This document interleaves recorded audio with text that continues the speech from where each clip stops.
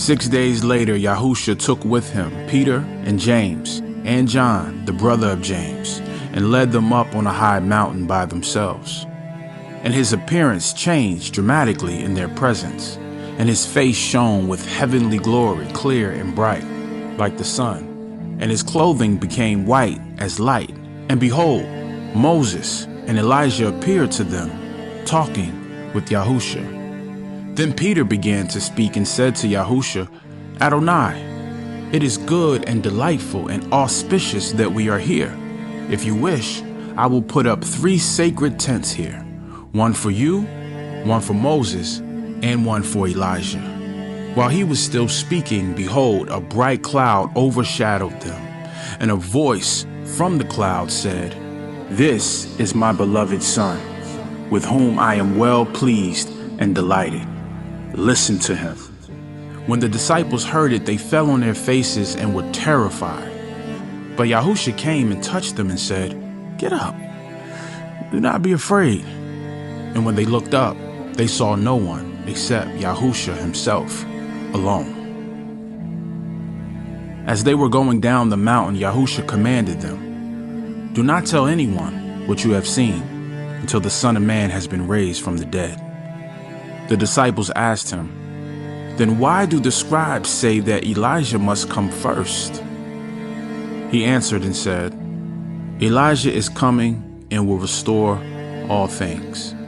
But I say to you that Elijah has come already, and they did not recognize him, but did to him as they wished.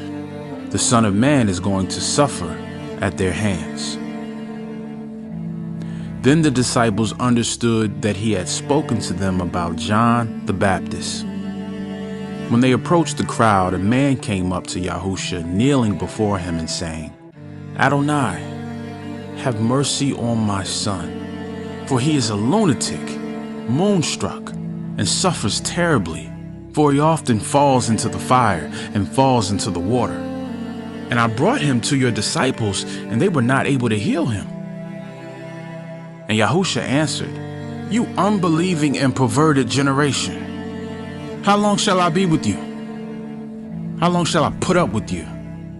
Bring him here to me. Yahusha rebuked the demon, and it came out of him, and the boy was healed at once. Then the disciples came to Yahusha privately and asked, Why could we not drive it out? He answered, Because of your little faith, your lack of trust and confidence in the power of Yah. For I assure you, and most solemnly say to you, if you have living faith the size of a mustard seed, you will say to this mountain, Move from here to there, and if it is Yah's will, it will move, and nothing will be impossible for you. But this kind of demon does not go out except by prayer and fasting. When they were gathering together in Galilee, Yahusha said to them, The Son of Man is going to be betrayed and handed over to men who are his enemies. And they will kill him, and he will be raised from death to life on the 3rd day. And they were deeply grieved and distressed. When they arrived in Capernaum, the collectors of the half-shekel temple tax went up to Peter and said, Does not your teacher pay the half-shekel? Peter answered, Yes. And when he came home, Yahusha spoke to him first, saying, What do you think, Simon? From whom do earthly rulers collect duties or taxes? From their sons or from strangers? When Peter said, From strangers, Yahusha said to him, Then the sons are exempt from taxation.